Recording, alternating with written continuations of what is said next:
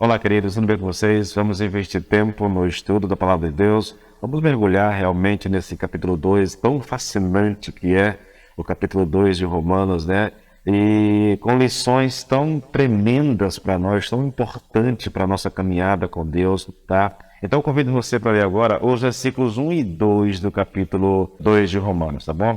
O texto diz assim: portanto, és indesculpável, ó homem, quando julgas quem quer que sejas, porque no que julgas a outro, a ti mesmo te condenas, pois praticas as próprias coisas que condenas. Bem sabemos que o juízo de Deus é segundo a verdade contra os que tais coisas praticam. Falamos bastante de gentios, agora nós voltamos para os judeus e vimos aqui, querido, que essa incapacidade deles de perceberem o seu próprio pecado e acreditar que o fato de serem judeus dava a eles esse direito à salvação, né? Porque eles são judeus, porque nós temos a lei, porque nós somos circuncidados. Eles pensavam que por causa dessas coisas eles eram um povo especial, mas tão especial que não importava a maneira como viviam. E agindo dessa forma, eu só posso dizer que eles estavam completamente cegos pelo orgulho de serem o povo de Deus. E eu repito aqui, querido, a ênfase que eu venho dando a isso, nós corremos o risco de cometer o mesmo erro, tá? Bom, nós já vimos aqui, Paulo fez uma acusação aos judeus. Vocês praticam as mesmas obras dos gentios, por isso estão se autocondenando. E aí eu faço uma pergunta e vou tentar respondê-la, tá? Talvez não só desse vídeo, porque talvez não seja suficiente o tempo, os vídeos são curtos, né? Mas eu vou responder isso, tá? Seria verdade que esses judeus, povo de Deus, conhecedores da lei, poderiam ser acusados de coisas tão terríveis? Poderiam os judeus serem acusados, por exemplo, de idolatria? Porque Paulo diz que eles estavam praticando as mesmas coisas que condenavam nos judeus. E uma dessas coisas era a idolatria. Os judeus poderiam ser acusados de serem idólatras, queridos. Então, vamos começar falando sobre isso, tá bom? Da idolatria dos judeus. Aqui um fato curioso para você. Eu não sei se você já percebeu na sua leitura bíblica, nem sei se você já leu a Bíblia, né? Mas é uma coisa curiosa. Até o cativeiro babilônico, a nação de Israel era profundamente idólatra. Até o cativeiro babilônico, aquele povo, por muitas e muitas vezes, durante séculos, aquele povo virou as costas para Deus por causa da idolatria. Mas com o cativeiro babilônico, Deus deu a esse povo a graça de serem libertos do culto aos falsos ídolos, aos falsos deuses. Os deuses daquela época, os deuses de Moabe, os deuses da Síria, das nações vizinhas, porque era isso que eles faziam, né?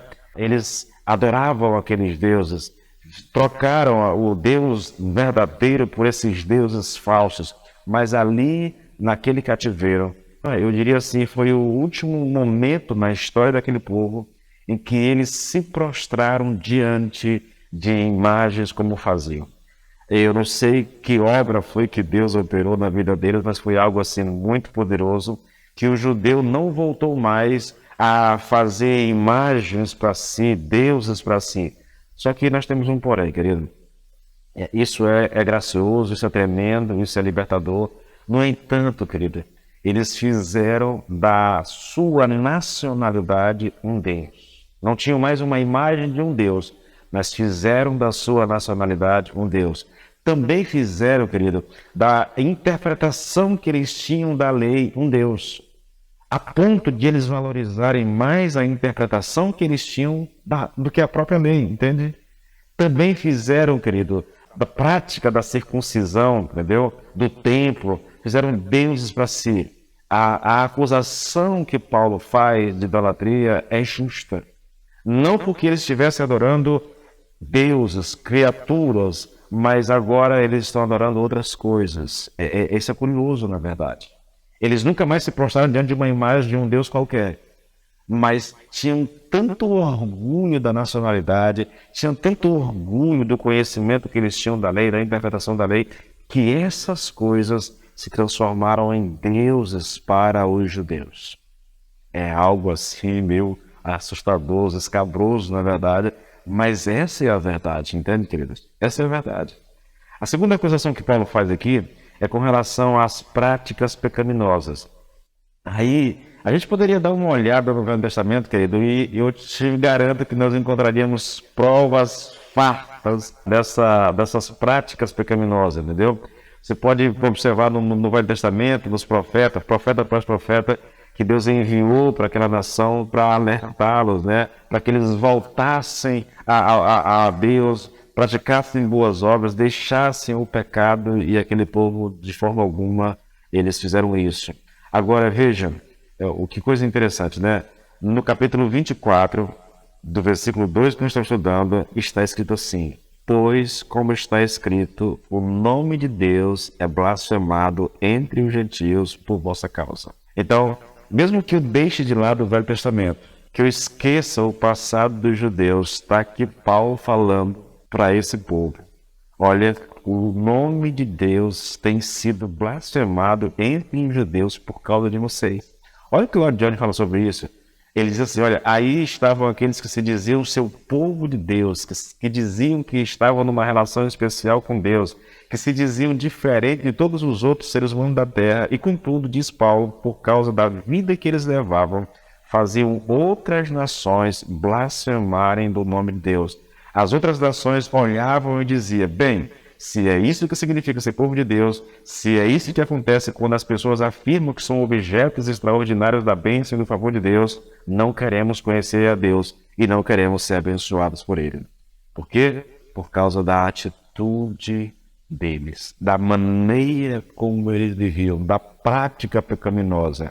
Isso era tão vexatório que os judeus estavam blasfemando o nome de Deus por causa da prática pecaminosa desses judeus.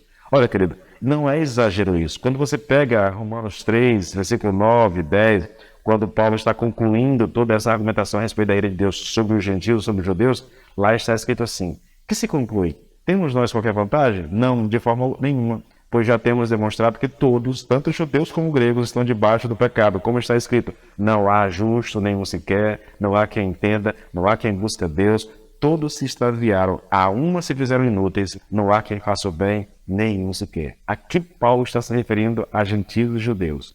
Então a acusação da prática pecaminosa é válida e é justa a respeito dos judeus, porque de fato eles estavam vivendo na prática pecaminosa.